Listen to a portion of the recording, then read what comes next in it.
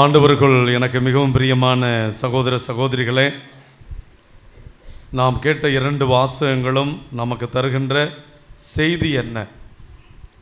இன்றைய வாசகங்களை மையப்படுத்திய செய்தியை நாம் கேட்பதற்கு முன்னால் அற்புத குழந்தை இயேசுவின் ஆன்மீகம் அல்லது அற்புத குழந்தை இயேசுவின் ஆராதனை, அற்புத குழந்தை இயேசுவின் நவநாள், அற்புத குழந்தை இயேசுவின் ஜெபமாலை, இதையெல்லாம் மையப்படுத்தி, எதை மையப்படுத்தி இந்த அற்புத குழந்தை இயேசு பக்தி உருவானது, அற்புத குழந்தை இயேசு நவநாள் உருவானது என்பதை நாம் அறிவது நல்லது.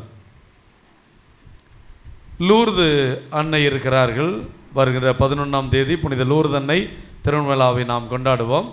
அந்த லூர்து அன்னை பக்தியை நாம் எடுத்துக்கொள்ள வேண்டுமென்றால், அந்த லூர்து அன்னை கொடுத்த காட்சி, அந்த லூர்து அன்னை கொடுத்த காட்சியில் அவர் என்ன செய்ய வேண்டும் என்று சொன்னது, அந்த லூர்து அன்னை புரிந்த புதுமை, அந்த இடத்தில் போய் நீ நோண்டு என்று சொல்ல அங்கிருந்து ஊற்று உருவாகி இன்று அந்த திருத்தலத்திற்கு பக்கத்திலே ஒரு ஆறு போல அது ஓடிக்கொண்டிருக்கிறது லூர்து நகரில்.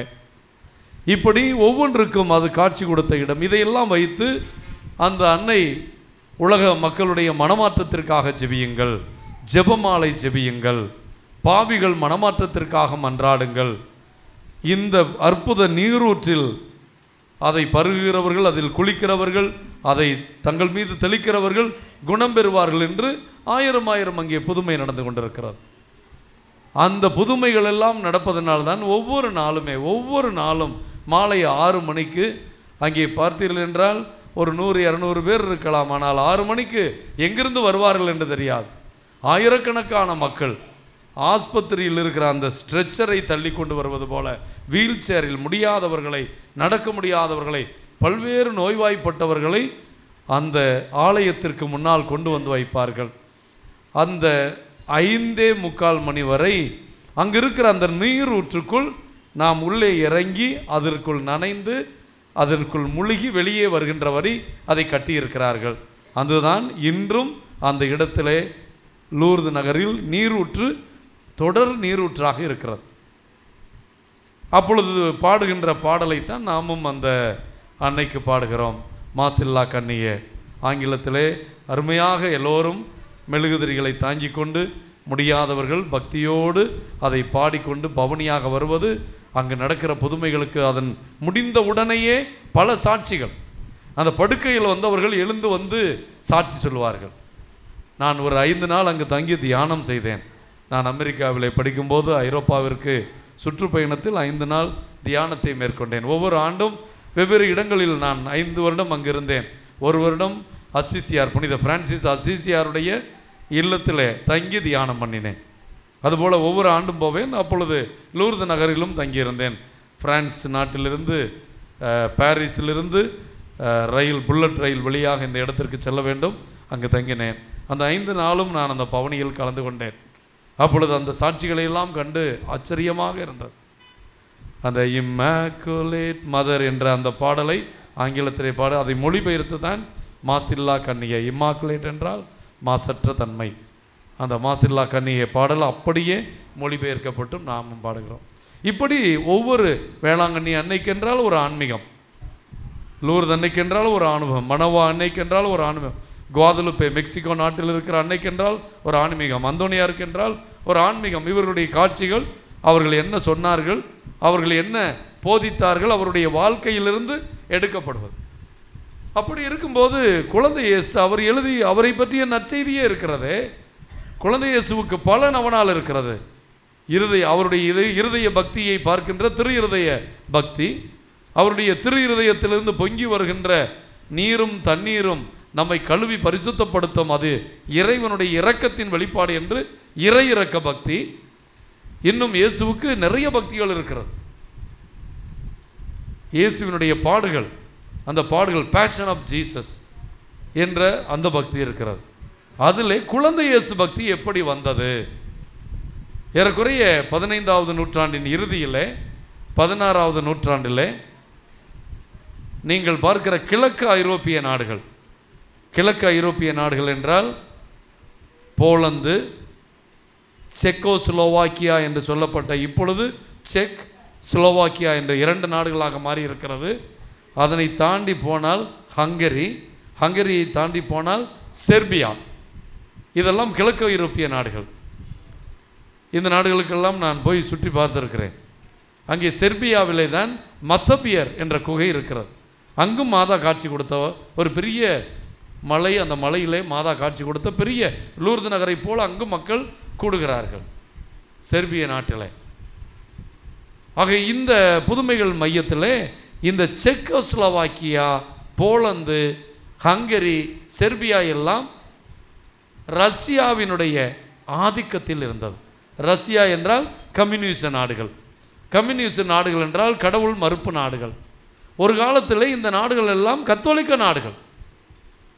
இடையிலே அவையெல்லாம் கம்யூனிஸ்ட் நாடலாகி கோயில்கள் எல்லாம் இடிக்கப்பட்டன, மடங்கள் எல்லாம் இடிக்கப்பட்டன, துறவர தன்மைகள் எல்லாம் அழிக்கப்பட்டன, கிறிஸ்தவ அடையாளங்கள் எல்லாமே அழிக்கப்பட்டது. அப்படி அழிக்கப்பட்டு அந்த நேரத்திலே சற்று காலங்கள் போகும்போது 16வது நூற்றாண்டிலே அந்த கட்டுப்பாடுகள் நீக்கப்பட்டு கிறிஸ்தவர்கள் வழிபட்டு கொள்ளலாம். ஆலயத்தில் மட்டும், வெளியில் எல்லாம் அதை கொண்டு வரக்கூடாது. வெளிப்புறங்களில் பொதுவெளிகளில் அந்த சுருவங்களை வைக்கக்கூடாது, ஆலயத்திற்குள் வைத்து கொள்ளலாம் என்று இருந்தபோது அங்கு வந்த துறவிகள் அவர்கள் ஒரு இத்தாலி நாட்டிலிருந்து வந்த ஒரு குழந்தை இயேசு சுருவம் அந்த கோயிலை அவர்கள் சுத்தப்படுத்திய போது எல்லா சுருவங்களும் அடித்து நொறுக்கப்பட்டு உடைந்து மண்ணோடு மண்ணாய் கிடக்கிறது. ஆனால் இந்த குழந்தை இயேசு சுருவம் மட்டும் ஒரு கை உடைந்து பீடத்தின் மேல் அப்படியே இருக்கிறது.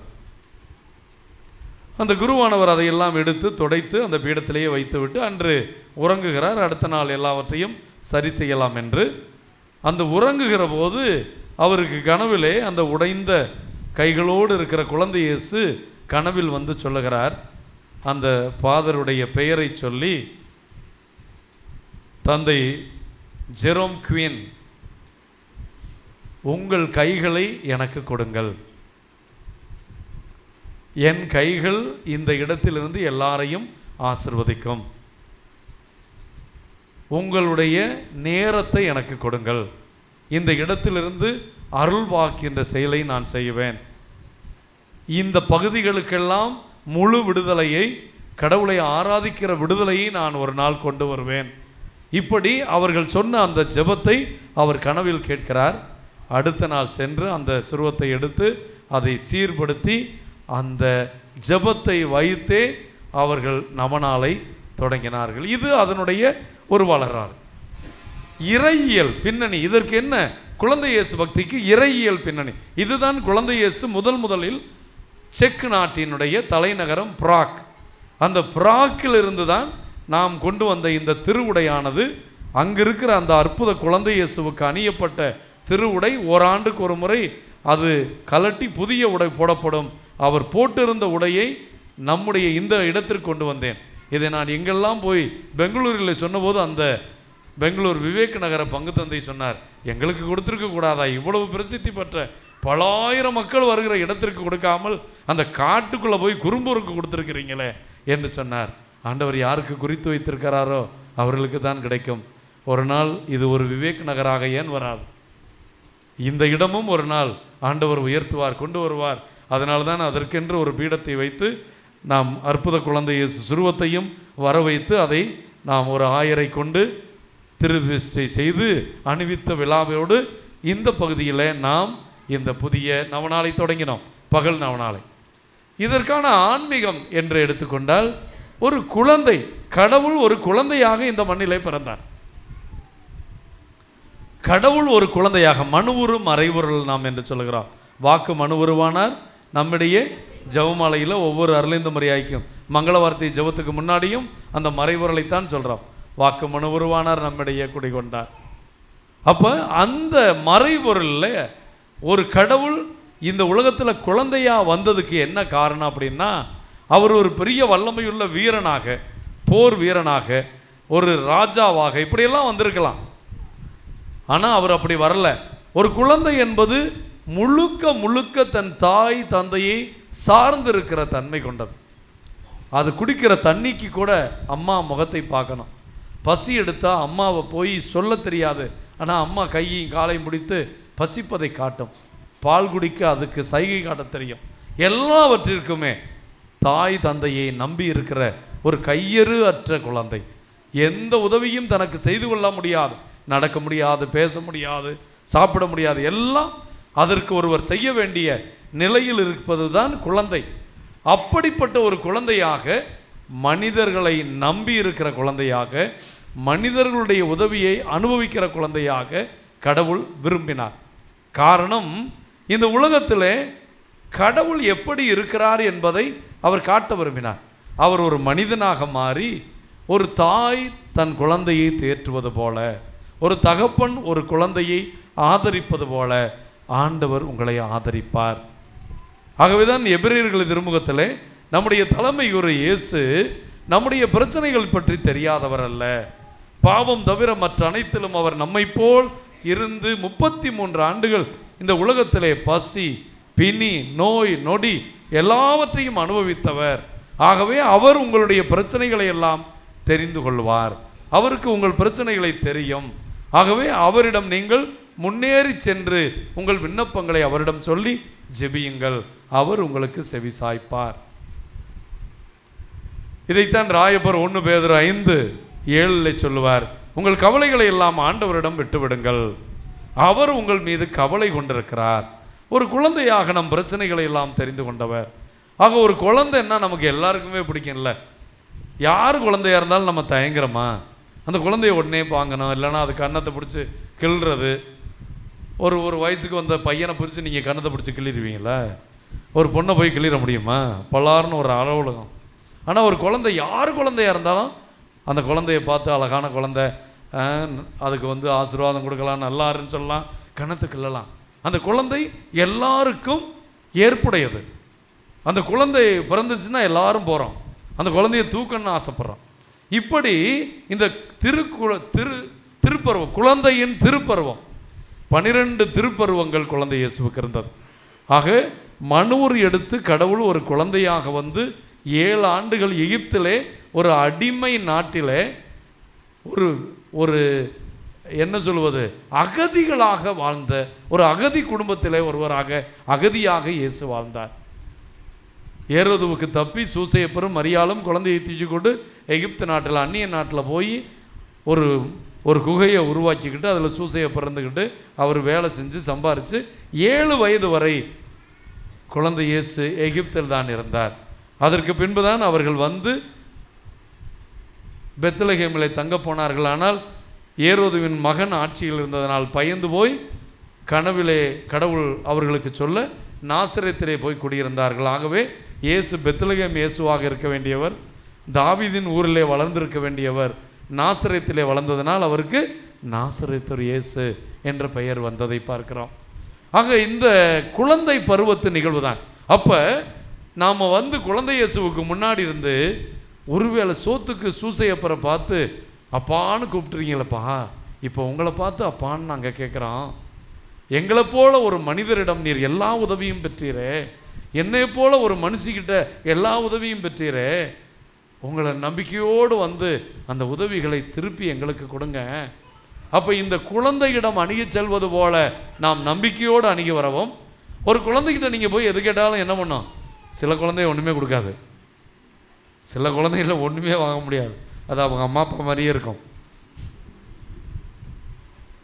ஒரு சில குழந்தைகள் எடுத்து கொடுத்துரும், விலையுயர்ந்த பொருள்னா கூட எடுத்து கொடுத்துருங்க. அது ஒரு பிஸ்கட் கேட்டீங்கன்னா கொடுக்காது, அவங்க அம்மா நகையை கழட்டி கொடுக்க சொன்னால் கொடுத்துரும். ஏன்னா அதுக்கு நகைன்னு தெரியாது, பிஸ்கெட்டு தான் முக்கியம், அதுக்கு எது முக்கியமோ அதை தான் வச்சுக்கும். சாக்லேட்டு கேட்டீங்கன்னா கொடுத்துறாது. ஆனால் அந்த குழந்தை இயேசு எல்லாவற்றையும் பெற்றுக்கொண்டவர், மனிதர்களுடைய தேவையை தெரிந்தவர். ஆகவே அந்த தேவையில் நாம் அவரை அண்டி ஜெபிக்கலாம். அந்த குழந்தையாக மட்டுமல்ல, அவர் நமக்காக நம்மை கடவுளோடு இணைக்கின்ற புதிய உடன்படிக்கையை ஏற்படுத்தினார். இன்னைக்கு முதல் வாசகத்தில் பழைய உடன்படிக்கை, சீனாய் மலையில் மோயிசின் வழியாக செய்த உடன்படிக்கை பழைய உடன்படிக்கை. 10 கட்டளைகளை கொடுத்து, இந்த கட்டளைகளை கடைபிடித்தால் நீங்கள் என் மக்களாக இருப்பீர்கள், நான் உங்களுடைய கடவுளாக இருப்பேன். அங்கே ரூல்ஸ் அண்ட் ரெகுலேஷன், கட்டளைகளை கடைபிடிச்சா தான் நீ எனக்கு பிள்ளை. அந்த கட்டளைகளை கடைபிடிக்கலைன்னா கடவுளுக்கு கோவம் வந்து கொல்லிவாய் பாம்புகளை விட்டார், அவங்களுக்கு பல துன்பங்களை கொடுத்தாரு. ஆனால் புதிய ஏற்பாட்டில் ஒரு மாறுபட்ட கடவுளாக, இரக்கமிக்க கடவுளாக, பரிவுள்ள கடவுளாக வந்து கடவுளுக்கும் மனிதர்களுக்கும் இடையே இருக்கின்ற அந்த உடன்படிக்கையை அன்பின் உடன்படிக்கையாக மாற்றினார். அந்த அன்பின் உடன்படிக்கையை தன்னுடைய இரத்தத்தினால் முத்திரையிட்டார். தன் பாடுகள் மரணம் வழியாக. உங்கள் கடவுள் எப்படிப்பட்டவர் என்றால், உங்களுக்காக உயிரை கொடுக்கிறவர். தன் நண்பனுக்காக உயிரை கொடுப்பதை விட மேலான அன்பு இல்லை என்று சொன்னவர், அவர் நமக்காக உயிரை கொடுத்து நம்முடைய சிறந்த நண்பராக, நம் மீட்பராக, மெசியாவாக புதிய உடன்படிக்கையை ஏற்படுத்தினார். நாம் புதிய உடன்படிக்கையின் மக்கள். கடவுளுக்கு பயந்து அஞ்சி நடுங்கி அவரிடம் வர வேண்டியதில்லை. அவர் நம்மீது வைத்திருக்கிற அன்பை, கிருபையை நினைத்து அவரிடம் நாம் துணிந்து வரலாம். ஒரு குழந்தையாக பார்த்து துணிந்து வரலாம். அவர் அன்பான கடவுள், நமக்காக உயிர் கொடுத்து இரத்தம் சிந்திய கடவுள். ரோமர்களின் திருமுகம் 8வது அதிகாரம் 31வது வசனத்தில் சொல்லுவார், ஆண்டவர் உன் சார்பாக இருக்கும்போது யார் உனக்கு எதிராக இருக்க முடியும்? 32வது வசனத்தில் சொல்வார், தன்னுடைய ஒரே மகனையே உங்களுக்காக கொடுத்த கடவுள் நீங்கள் கேட்குறதையெல்லாம் உங்களுக்கு கொடுக்க மாட்டாரா என்று கேட்பார். இதை படிக்கும் போதெல்லாம் எனக்கு கன்னத்தில் ஓங்கி அரைகிற மாதிரியே இருக்கும். கடவுள்கிட்ட போய் நான் முறையிட்டுக்கிட்டே இருப்பேன். நான் கேட்டுக்கிட்டே இருக்கிறேன், செவிடங்காதில் ஊதுன சங்கு மாதிரியே இருக்கிறீங்களா ஆண்டவரே, காது கேட்கலையா உங்களுக்கு? நான் டாக்டர்கிட்ட கூட்டிகிட்டு போகட்டுமா? எப்போ கேட்பீங்க? இதெல்லாம் நான் கத்திருக்கிறேன் சில காரியங்களுக்காக நான் ஆண்டவர்கிட்ட பேசும்போது. ஆனால் இந்த வசனம் என்ன சொல்லுது பாருங்க. கடவுள் என்ன சொல்லுவார்? கிறுக்கு பயலை, என் ஒரே பிள்ளையே கொடுத்துருக்குறேன், அந்த பிள்ளையோடு சேர்த்து நீங்கள் கேட்குறது என்ன பெரிய காரியமாக கேட்குற? அல்போன்ஸ் ஆசிரியர்கிட்ட கேட்டோம்னா உங்களுக்கு என்ன வேணும்? என் மகளுக்கு ஒரு குழந்தை வேணும், என் மகளுடைய 2 மகளுடைய வாழ்க்கை நல்லா இருக்கணும், நானும் என் வீட்டுக்காரரும் சுகமாக இருக்கணும், வேறு என்ன கேட்டுற போகிறாங்க? இது கடவுளால் முடியும், கடவுள் கொடுப்பார். நமக்கு இந்த உறுதியான நம்பிக்கை வேணும். திருமணமான பிள்ளைகளுக்கு என்ன வேணும்? திருமணமான அந்த பெண்ணுக்கிட்ட போய் கேட்டிங்கன்னா, என்னை என் வீட்டுக்காரர் உயிருக்கு உயிராக அன்பு செஞ்சு அவர் நல்ல சுகமாக இருந்தால் போதும். அது போல தான் கணவனும் சொல்லுவான். நம்ம கேட்குறது கடவுளால் ஆகக்கூடியது, ஆனால் நாம் உறுதியாக அந்த விசுவாசத்தில் நிலைத்திருக்கணும். அப்போ புதிய உடன்படிக்கையின் மக்கள் கடவுளை அவர் ஒரு குழந்தையாக நமக்காக விண்ணகமிருந்து மண்ணகம் இறங்கி நம்மை தேடி வந்த தெய்வம், அவர் நமக்காக உயிரை கொடுத்த கடவுள். தந்தை தன் மகனை கொடுத்தார், மகன் தன் உயிரை கொடுத்தார், தந்தையும் மகனும் சேர்ந்து தூய ஆவியானவரை கொடுத்திருக்கிறார்கள். நமக்கு அவர்கள் என்ன கொடுக்கவில்லை? இன்னும் ஏன் நமக்கு நம்பிக்கை இல்லை? இப்படிப்பட்ட விசுவாசிகளாக நம்ம வாழ்கிறோம். அப்படிப்பட்ட கடவுளை பற்றிய நற்செய்தியை போதிக்கத்தான் இயேசு 12 சீடர்களை தேர்ந்தெடுத்தார். அந்த 12 சீடர்களும் உலகமெல்லாம் போய் அந்த நற்செய்தியை போதித்து உங்களையும் என்னையும் இயேசுவுக்கு சீடர்களாக மாற்றினார். இதுதான் இன்னைக்கு நற்செய்தி. அப்போ சீடர்களுக்கு அவர் என்ன சொன்னார்? இருவராக தனியாக போக சொல்லலை. ஆனால் என்ன சொன்னார்? போகும்போது என்ன எடுத்துகிட்டு போகக்கூடாதான்? எதெல்லாம் இயேசு எடுத்துகிட்டு போகக்கூடாதுனாரோ அதெல்லாம் எடுத்துகிட்டு வர்றான். எதெல்லாம் எடுத்துகிட்டு போகணுன்னு சொன்னாரா? பைபிள் எடுத்துகிட்டு வந்தவங்க எத்தனை பேர் கை தூக்குங்க. ஆனால் அவர் என்ன சொல்கிறாரு பாருங்க, ஒரு செருப்பு போட்டுக்கலாம். ஏன்னா இப்போ எல்லாம் ஒரே முள்ளும் கல்லுமா இருக்குது. நிறைய பேர் செருப்பு இல்லாமல் நடந்து பழகலை. செருப்பை கழட்டிட்டு இங்கேருந்து போக சொல்லுங்கள், ஐயோ என்னமோ முள்ளு மேலே நடக்கிற மாதிரி. ஏன்னா அந்த காலத்து கிராமத்து மக்களை பார்க்க சொல்லுங்கள், செருப்பை கழட்டி போட்டு சும்மா ஜல் ஜல் ஜல்னு போகிறாங்க. கல்லாவது முள்ளாவது. கல் நம்ம பழகலை, நம்ம ரொம்ப சொகுசாக வாழ்ந்து நம்ம உடம்பை கெடுத்து வச்சுட்டோம். அவன் அதில் நடந்து நடந்து கீழே கல்லும் குத்துனதில் ரத்த ஓட்டம் நல்லா வந்து நல்லா இருக்கிறான். நம்ம என்ன பண்ணுறோம்? போய் 2000 ரூபா 3000 ரூபா கொடுத்து அக்கு பஞ்சர் செருப்பான், முள்ளு குத்தணுமா. அதுக்கு இறங்கி ஒரு கல்லில் கப்பி கல்லில் நடந்து பாருங்க கொஞ்சம் நேரம், நேரம் ஒரு 10 நிமிஷம் அதில் நடந்தாவே சரியாயிரும். அப்போ நமக்கு என்ன தெரியுதுன்னா, ஒரு கம்ஃபர்ட்டுக்குள்ளே நம்ம வந்துட்டோம். அப்போ அந்த சீடர்களுக்கு என்னெல்லாம் சொன்னார்? நீங்கள் மிதியடியோ கைப்பையோ பணப்பையோ எடுத்துகிட்டு போகக்கூடாது. எல்லோரும் நான் டவுனில் எல்லாம் சொல்லுவேன், எல்லாம் பைய தூக்கிக்கிறேன். எதுக்கு? ஏதாவது காப்பி கீப்பி குடிக்கணும்னா காசு வேணும், காசு வேணும் அப்படிங்கிறதுல குறியாக இருக்கிறோம். காசு வேணும், காசு இல்லைன்னா ஒன்றுமே இல்லை, அதில் குறியாக இருக்கிறோம். ஆனால் ஆண்டவர் சொல்கிறாரு, நீங்கள் போங்க, நான் பார்த்துக்கிறேன், என்னையும் நம்புங்க. எதையும் நம்புறதை விட என்னையும் நம்புங்க. கிறிஸ்தவர்கள் என்பவர்கள், நற்செய்தியாளர்கள் என்பவர்கள், குருக்கள் என்பவர்கள், கன்னியர்கள் என்பவர்கள், எல்லாத்தையும் நம்பிக்கை, எல்லாம் தேவை தான். ட்ரெஸ் தேவை, பணம் தேவை, எல்லாமே தேவை. ஆனால் எல்லாத்தையும் விட உனக்கு தேவை கடவுள். அப்போ கடவுளை சார்ந்திருக்கிறவன் தான் நற்செய்தியை போதிக்க முடியும். கடவுளை விட ஒன்று அதிகமாக சார்ந்திருக்கிறவன் கடவுளை போதிக்கவே முடியாது. அப்படியே போதிச்சாலும் அவன் நடிக்கிறான்னு அர்த்தம். ஆக கிறிஸ்தவர்களாகிய நாம் அப்படி இருந்தோம்னா தான் நம்ம பேய் ஓட்ட முடியும், நோயெல்லாம் நீக்க முடியும். நீங்கள் எங்கேயாவது போய் பேயை ஓட்டுங்க, பேய் உங்கள் மேலே ஏறிக்கும். என்ன நீங்களே பாதி பேயாக இருக்கிறீங்க. சீடர்கள் வந்து சொன்னாங்க, ஆண்டவரே இந்த பேயை நாங்கள் ஓட்டி பார்த்தோம், எங்களால் ஓட்ட முடியலை. அப்போ ஆண்டவர் சொன்னார், இந்த பேய் வெறும் ஜெபத்தால் போகாது, உபவாசமும் ஜெபமும் கலந்த வல்லமையால் தான் இந்த வகையான பேய்களை ஓட்ட முடியும்னார். அப்போ நமக்கு இல்லை, இன்னைக்கு வல்லமை இல்லை. நம்ம பிள்ளைங்களுக்கு உடம்பு சரியில்லைன்னா அழுகிறான், டாக்டர்கிட்ட தவிக்கிறான். ஏன் முழந்தால் படிக்கிட்டு அந்த வல்லமையில் தேவனுடைய கர வல்லமையை கொண்டு வர முடியலைன்னா நமக்கு கடவுளை எல்லாவற்றையும் விட அதிகமாக நம்புகின்ற நம்பிக்கை இல்லை. நீங்கள் நம்பினால் கடுகு விதை அளவுக்கு உங்களுக்கு நம்பிக்கை இருந்தால் போதும். இந்த மலையை பார்த்து போனால் போகும். இன்றைக்கி ஒன்றுமே நம்மகிட்ட இல்லை. முடிஞ்சால் கோயிலுக்கு போகிறவங்க பாத்திரமற்றவர்கள். எத்தனை பேருக்கு நானே ஒரு 5000 பேருக்கு இந்த செய்தி இன்றைக்கி காலையில் ஆராதனை இருக்குன்னு அனுப்பியிருப்பேன் வாட்ஸ்அப்பில். 5000 பேரில் 1000 பேர் பார்த்துருப்பாங்க. இவர் தான் புதுசாக ஆராதனை வைக்கிறாரா, நம்ம பார்க்காத ஆராதனையா?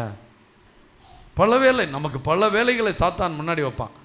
அதாவது கவர்மெண்ட் வேலை செய்கிறவங்க இன்றைக்கி வர முடியாது, அது வேறு. வீட்டில் உட்காந்துருக்க கழுதைங்க எத்தனை பேர் வராமல் இருக்கிறாங்க. நம்ம கபோதிகளாக இருப்பதற்கும் கழுதையாக இருப்பதற்கும் காரணம் கடவுள் முக்கியங்கிறத கண்டுபிடிக்கலை. இதுதான் காரணம். போய் சொல்லுங்க, கோயிலுக்கு வராத கழுதைகளே, கபோதிகளே, வியாழக்கிழமை வீட்டில் உட்காந்துருக்காதீங்க, கிளம்பி வாங்க. கடவுளுடைய அருள் இல்லாமல் நம்ம படுற கஷ்டம் பத்தாதா, நம்ம படுற வேதனை பத்தாதா, நமக்கு விட்ட கர்மாயம் பத்தாதா, கடவுள் இல்லாமல் நமக்கு யார் நல்லது செய்வா, அந்த கடவுளை தேட வேண்டாமா? அப்படியெல்லாம் நம்ம மற்றவங்களை உற்சாகம் முட்டணும். திட்டாதீங்க, போய் நான் தான் திட்டுவேன், நீங்கள் திட்டக்கூடாது.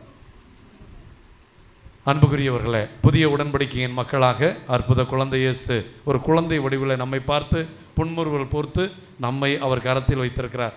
அந்த கரத்தில் பூமி உருண்டை இருக்குது பாருங்கள். ஒரு கையில் பூமி உருண்டை இருக்குது. அந்த பூமி உருண்டை கையில் இருந்தால் நம்ம எங்கே இருக்கிறோம்? பூமியில் தான் இருக்கோம். அப்போ நம்ம யார் கையில் இருக்கிறோம்? அப்படி வச்சுக்கிறோம். இன்னொரு கை எங்கே வச்சுருக்கார் பாருங்கள். அவருடைய வெற்றி கரங்களால் அந்த கையில் இருக்கிற நம்மை ஆசீர்வதித்து கொண்டிருக்கிறார். ஆகவே அந்த கையில், அவர் கரத்தில் வச்சுருக்க பூமி உருண்டை வச்சுருக்க கையில் உங்கள் பிள்ளைகளை போய் வைங்க, உங்கள் குடும்பத்தை போய் வைங்க, உங்கள் கணவரை வைங்க, உங்கள் குடும்ப காரியங்களெல்லாம் வைங்க. ஆண்டவர் ஆசீர்வதிப்பார். அந்த வல்லமையை காண்பீர்கள். குழந்தை இயேசுவின் வல்லமையுள்ள இயேசு என்ற நாமம் வாழ்த்தப்படுவதாக. ஆமென்.